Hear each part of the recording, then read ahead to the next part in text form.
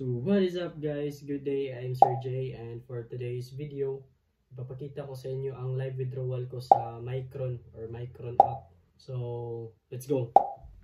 So nandito na tayo ngayon mga ka-JMax sa homepage ng ating app, and nakikita natin dito na mayroon akong balance na 485. Okay, try natin itong i-withdraw.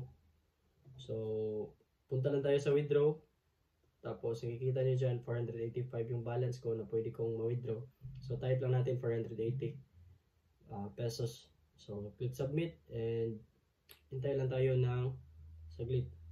So click withdraw, and kung nakikita nyo dito sa baba sa history, processing na yung 480 pesos natin. So hintay lang tayo saglit. Nandito na tayo ngayon sa GCash ko. Check natin kung pumasok na ba. So ayun, pumasok na nga yung 480 pesos natin. So legit pa talaga na paying pa rin tong Micron app. So if you want to register, click the link in the comment section. Alright?